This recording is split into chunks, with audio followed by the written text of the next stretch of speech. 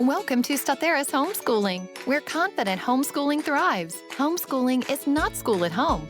It's a way of life. We encourage, empower, and equip you to cultivate the authentic homeschool lifestyle where freedom and relationships rule.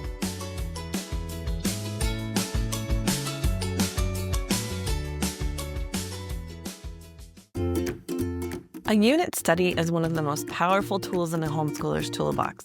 It lets you take a single topic, anything that your kids are curious about, and weave it into every subject: reading, writing, science, history, art. It's all connected, and it's all meaningful. The best part? You do not need an expensive curriculum to do it. You can create your own, and it can be absolutely amazing. You can do this, you just need to learn how. That's exactly why we created our course, How to Create a Unit Study, to show you how. This is about homeschool empowerment. It's about raising the bar, not with more money or more stuff, but with intentionality, freedom, and creativity. You'll learn how to design studies that are customized to your kids, your values, and your goals. Whether you want to build a short study or an in-depth experience that lasts weeks, we'll walk you through it step by step.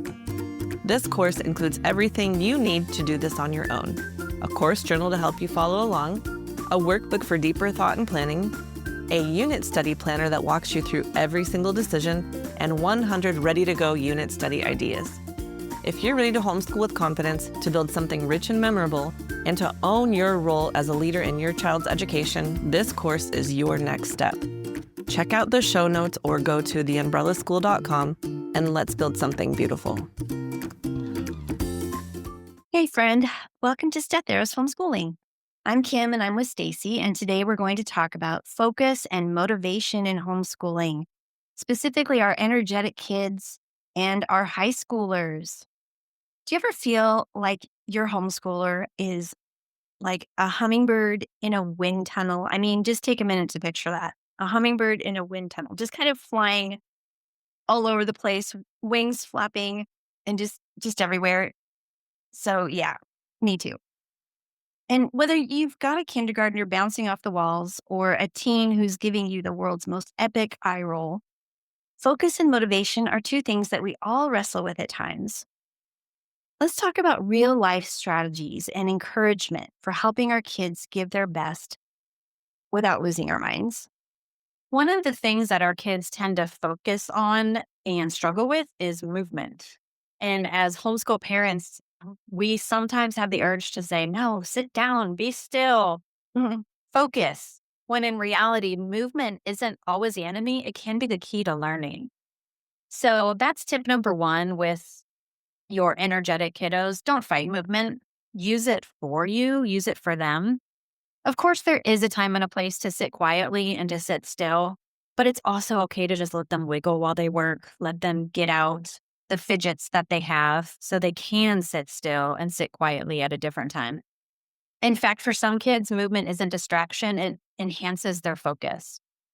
We have a few fun, creative, and doable ways to let kids move their bodies while still learning that may help you in your homeschool. The first one is if they are listening to a story, this could be a read aloud or an audiobook, you can let them use quiet fidgets, such as Play-Doh, kinetic sand in a tray, lacing cards, stringing beads, water painting books, tracing on a whiteboard, anything that they can use their fingers, their bodies, but yet not make a lot of noise to distract other children from, and themselves, from the read aloud or the audiobook. Right. You can also use drawing or doodling or coloring or even building. Let them sketch what they hear or just free draw, or you can use a coloring page that aligns with the story or the lesson. Some curriculum actually comes with things like that. It keeps their hands busy and their minds engaged, and surprisingly really works really well.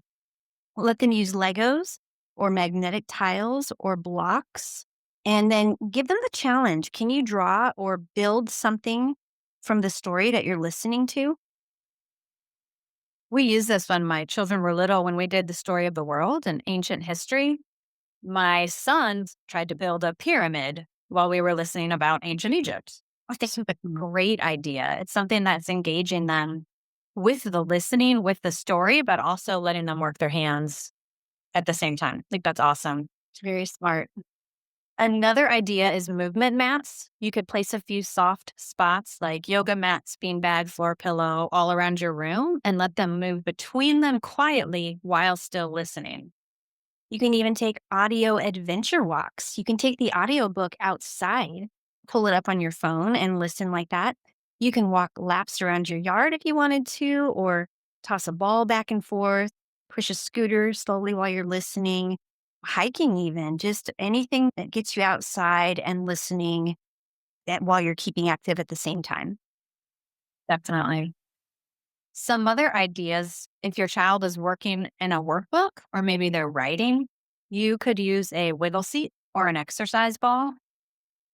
They can stand on the wobble stool, sit, lean, etc. on an exercise ball. It just adds subtle movement without total chaos of exercise at the same time. It's not really the point of exercising, but just engaging their muscles while their brain is focusing.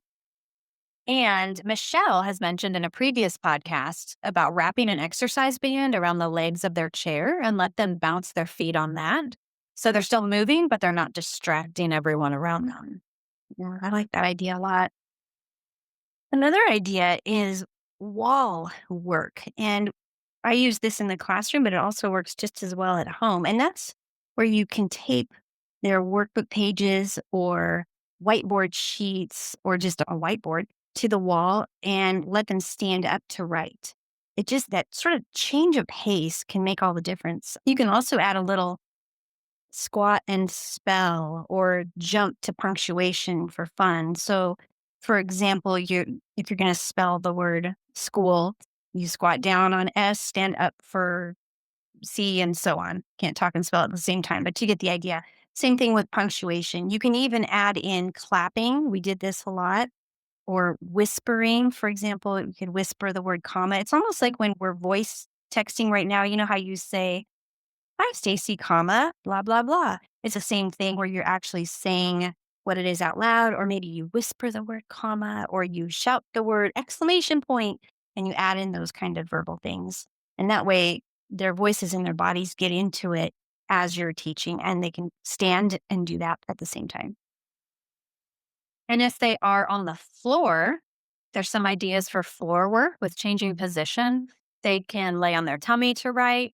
They can sit crisscross on a cushion, maybe kneel and lean on a coffee table. And some children even like to read upside down, Kim. Yes, I have pictures. I have proof. Whatever it takes. That's right. We've also used work it out stations. And so you take your workbook, you break it up into sections.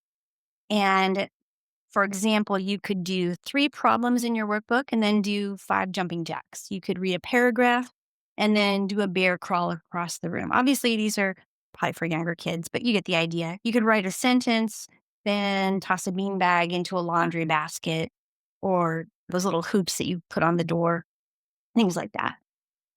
I recently heard a fun one for homeschool moms that says if you want to get a lot of exercise in during your day, do 1 squat every time your kid says mom. That's pretty funny. That's going to be a lot of squats. Be in shape in no time. Exactly. So, another idea is using movable answers. You can use sticky notes or cards with answers across the room. For example, you ask a question, they run, hop, skip to the correct answer and bring it back.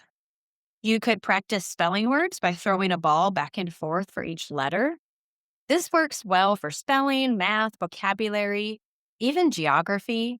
This could work for any content that has a concrete answer. So feel free to explore here and let your kids just move around, whatever they prefer to get their wiggles out. Here's a bonus idea too. Let them be the teacher. Michelle brings this technique up often. After listening to a story or doing a workbook section, let them act it out or teach it to a stuffed animal or present it standing up or teach it back to you. Let them be the teacher. Movement plus their own voice equals memory magic. Another idea is to keep lessons short and sweet. You can also let them do deep dives when they want to down the rabbit holes. Using 10 to 15-minute chunks of time is the golden sweet spot for a lot of kids, like snack-sized learning. And active kids might benefit from the freedom to focus all their energy on one topic during that long, deep dive. And that's the beauty of homeschooling is if you're studying a subject and your child wants to focus on that, you don't have to say, time's up, time to go into math. You can sit and talk about the insects or whatever has grabbed your child's attention and just let them learn, pull up YouTube videos, find songs, make something with the Legos, anything that they want to do that teaches them. And you can always move on to the other subjects later. I love that that's the beauty of homeschooling, that flexibility. And you can also rotate between high focus and active tasks in order to keep your kid engaged and moving, but not overstimulated. Absolutely. It's also okay to let them lead. You can ask them, what would you like to start with today? Or you can use one of the planning systems that we've talked about before, like whiteboards or planners. You would be surprised how often kids will focus better when they feel some control. And that really does truly help you out as well. Letting go of that and giving them a little bit of the freedom, it actually frees you up too. These are all great ideas, and there's tons of other ideas out there as well. But sometimes, if we face the truth, sometimes our kids are just a little naughty.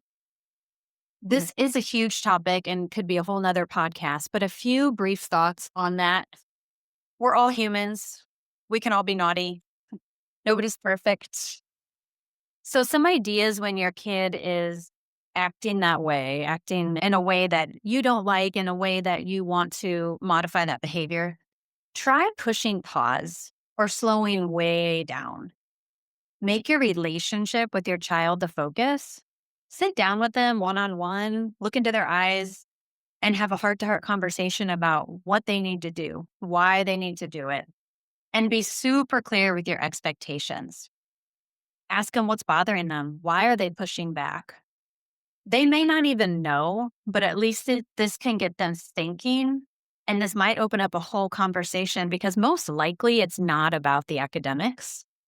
It's usually more a emotional or relational issue than the actual academics. So their answers may surprise you, and you may be able to have a really great conversation to get back on track in the relationship, which will then lead to the academics getting back on track. Sometimes kids respond well to incentives, like getting a reward after reaching a goal, or maybe there's a contest. And sometimes other children respond well to consequences, like taking away privileges. For example, if you continue to disrupt our story time, you will lose some playtime this afternoon.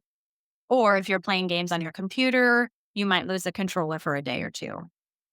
We had some good success with the love and logic parenting model. We didn't necessarily follow it to the T, but I definitely liked that sort of mindset.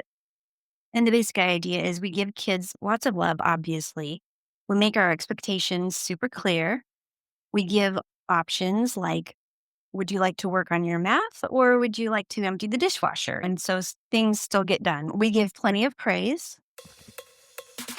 Hey mama, quick pause in the episode to tell you about something meaningful we're doing this summer at Start Homeschooling. It's our summer book club. Each week we're reading and discussing two powerful books by Ainsley Arnett. The Call of the Wild and Free, a heartfelt invitation to rethink education and reclaim wonder in your homeschool, and Wild and Free Nature, a beautiful guide packed with outdoor adventures to help your kids explore, discover, and awaken their curiosity. This book club is for new homeschoolers wanting a strong, soulful foundation, burned out moms needing a breath of fresh air, curious mamas ready to rethink school at home, and any mom who wants to homeschool with purpose, joy, and freedom. We'll meet 5 times over the summer on Zoom for relaxed, inspiring conversations with other moms who get it. You'll get a reading schedule, a printable activity guide, and encouragement to bring life and wonder back into your homeschool.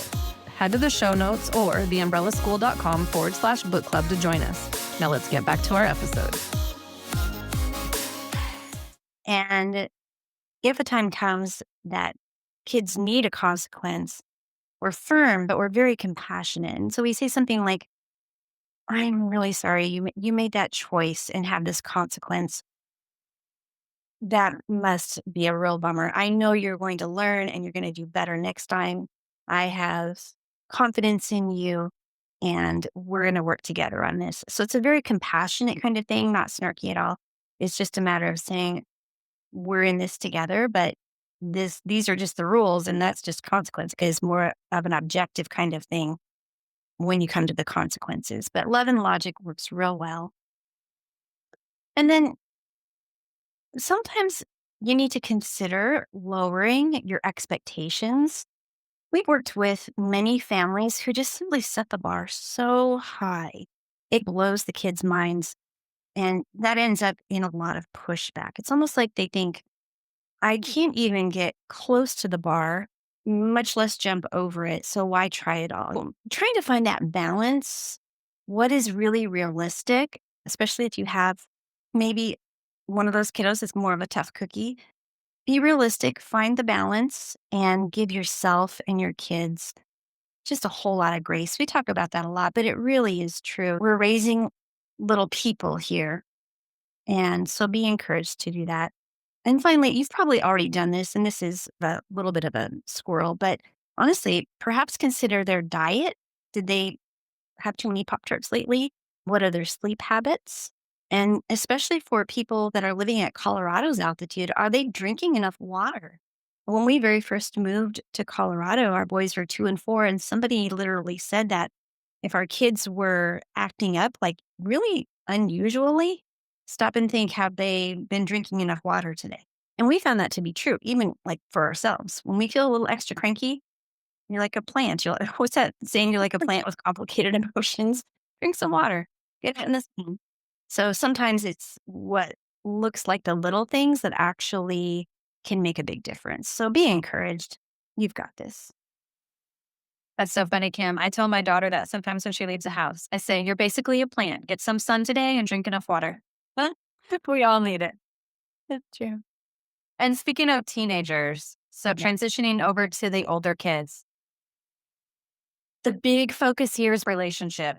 Have those talks about expectations and goals, et cetera, with your kids. But remember, when they become teenagers, sometimes it works better if you have side by side conversations while engaging in a task, maybe going for a walk, driving in the car, even just taking a drink of water, iced tea, whatever you're drinking. Some teenagers open up more when you're not eye to eye, you're more shoulder to shoulder. But of course, use your judgment on what works best for your child. And I really like this phrase that I've heard over and over. I know Josh McDowell has used it, Andy Stanley has used it, and they say rules without relationship equals rebellion, but rules plus relationship equals respect. And I've really tried to keep that in mind with my teenagers and ask them, tap into their why. Ask them, why does this matter to you? What does matter to you? Teens are trying to figure out their purpose, their goals, and they sometimes feel confused and don't know what words to say. They can't even put into words their emotions. All these big feelings are still new to them.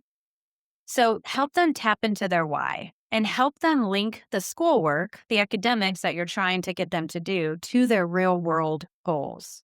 College, a job, a dream project, having a family. Just try to link into what they're feeling and why they're feeling that way and help them to see the future out of that when sometimes all they can see is the moment. We also like to say with our teens to loosen the reins a little, or to give another horse riding metaphor, give them their head. So just lighten up a little bit. See what they can do on their own while knowing that you're there as a safety net. Even if they end up failing, that's okay. It's all a learning experience, right?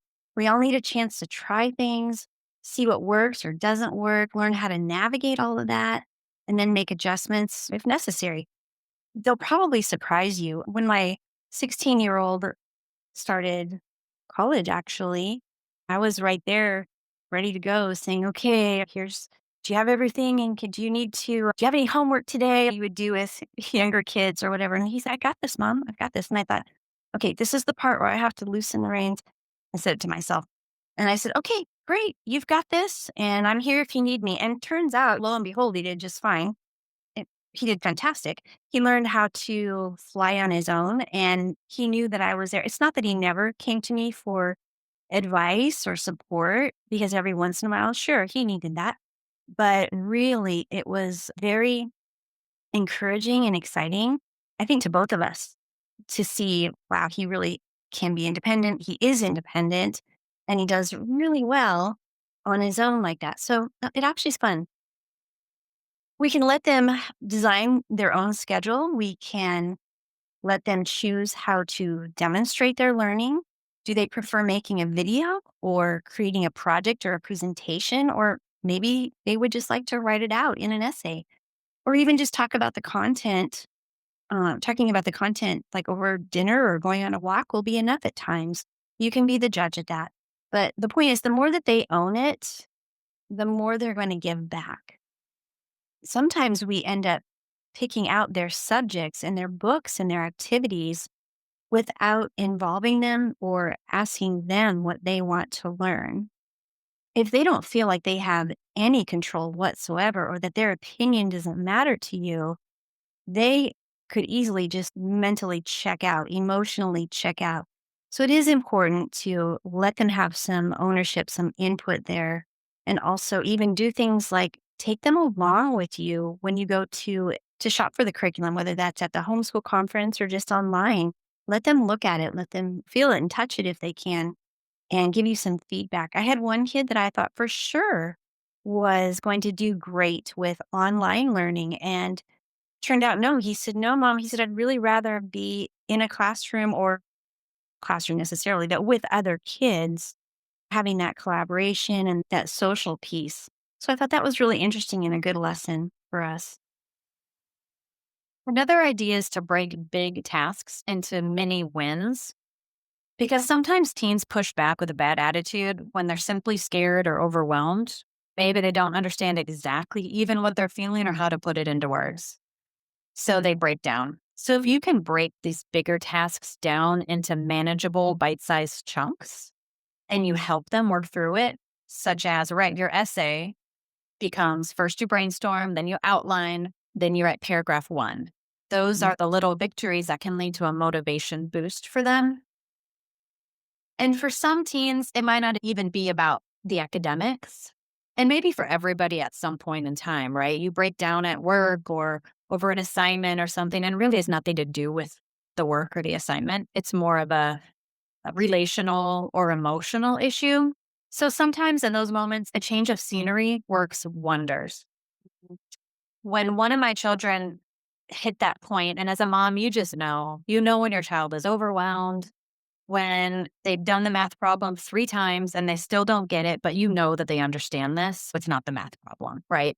So those are the days you just hit pause. Feel free to hit pause. Don't fight and push through when it's just leading to more emotion, more anger, more frustration.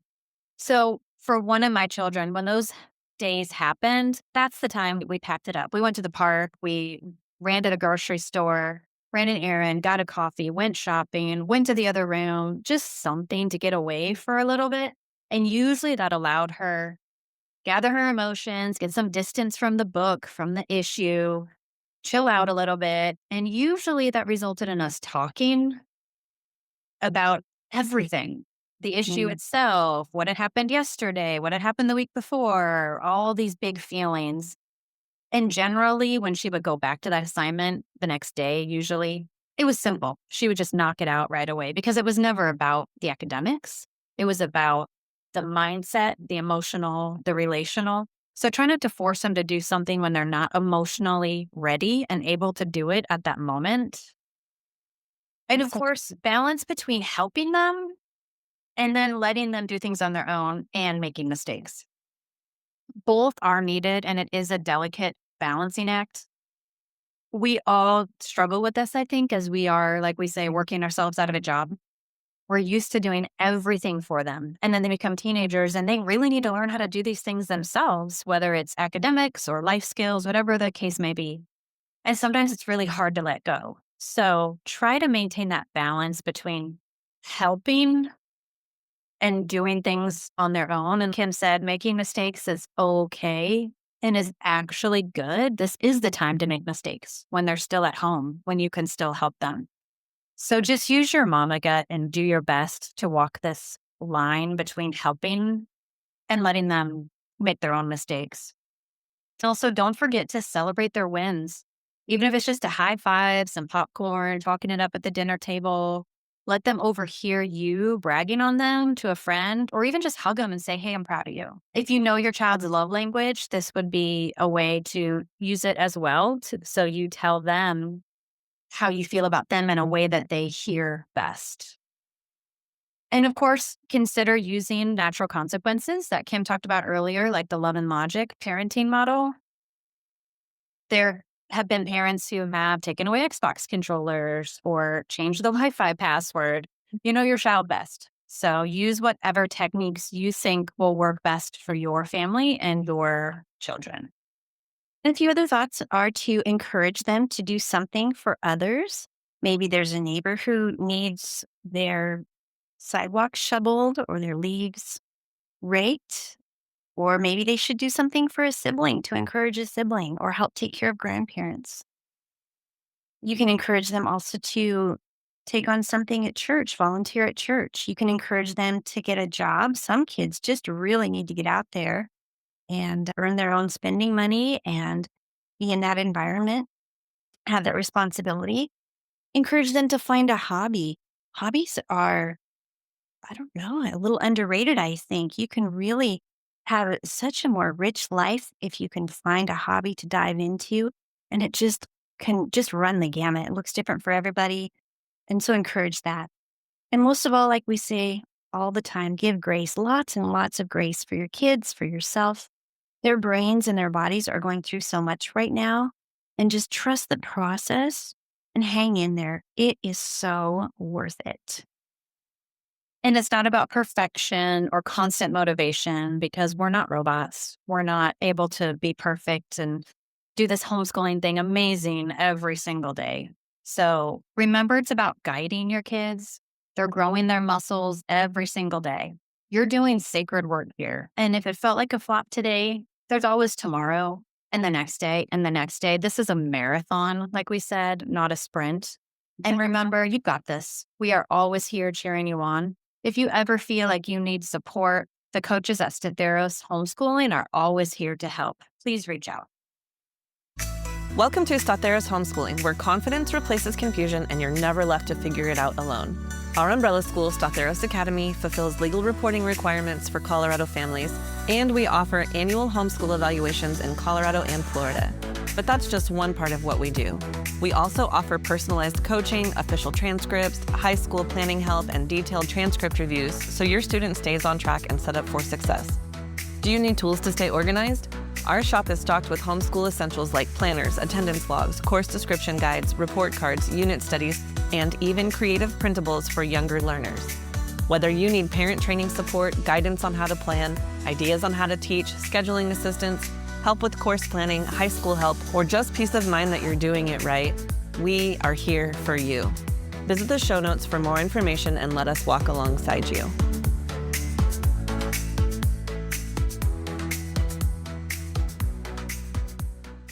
Thank you for joining us on today's episode. We hope that you enjoyed the conversation and found it insightful. Be sure to check out today's show notes for all applicable links and additional resources. If you liked what you heard, please subscribe, rate, and review our podcast. Your support helps us continue to bring you great content. Until next time, happy homeschooling.